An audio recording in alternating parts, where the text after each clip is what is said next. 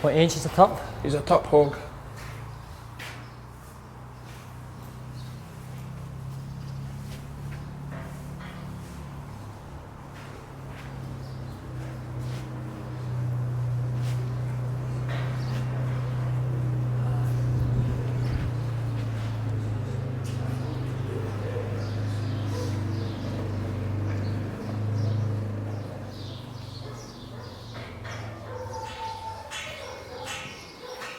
Please let him go, please.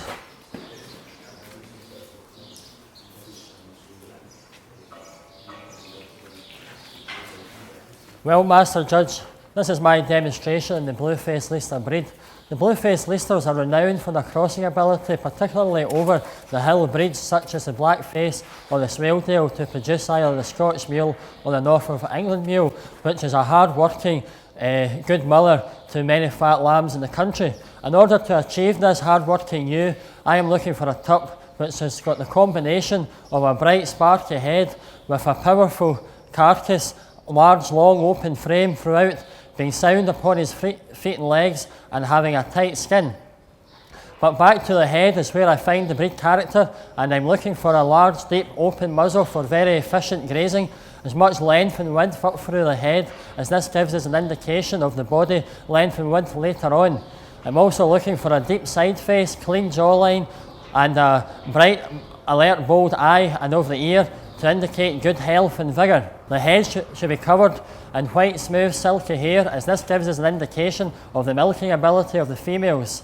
Ideally, I would just like to see this tup being slightly stronger through his nose end, and also being cleaner of his white hair up over his head, and also being a more alert of his ears. The head should be carried high upon a long, clean, slender neck, which should blend sweetly into wide, broad, flat shoulders. The width from the shoulders should be carried down in through a wide, powerful chest, as this takes us into the engine room of the sheep, where the heart and lungs convert the forage into the milk or the meat produce. Back into the spring of the rib, we're also looking for plenty of openness and spring to the rib, as again this is going to allow plenty of room to consume lots of forage and also to carry a large number of multiple lambs. From the width from the shoulder, this should be increasing as we move back in through a long level top line, and also being wide through the rump, as this indicates good ease of lambing in the offspring.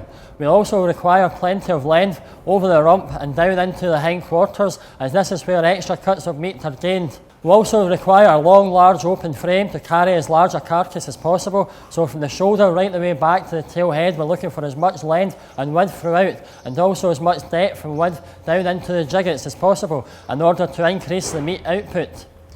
Onto the feet and legs, we would like to see medium boned legs placed squarely in the four corners of the body to support this large carcass, being very defined and distinctive through his colours, and again being very smooth and silky of the white hair, indicating good milking ability, and standing high upon his pasterns, as this gives us a good indication of hardiness in the feet. Through the body, I would compliment this tup on his overall width and length throughout, and also his width through his rump and down into his hindquarters. He's also very correct on his bone quality in his legs, but I would just like to see him standing slightly squarer upon his hind legs, and also being slightly cleaner and more distinct of his colours through his legs. On to one of the most important parts of the Blue-faced Leicester, and this is the skin and the fleece. We require a densely planted pearl throughout, and also with as much wool cover, as this adds value to the sheep. To be ideal, I would just like to see slightly more wool cover over his tail, and also having a slightly denser planted pearl, but overall I would compliment this tup's fleece. To sum up the tup, I would compliment this tup in his overall ring presence and style throughout. Just like to see slightly cockier ears, but I would really compliment him through his length and his top on this tup, and his ability to move about the ring. Just to be ideal, like to see slightly sweeter of his hair down through his legs and squarer upon his hind legs. That concludes my demonstration of the Blue-faced Leicester breed.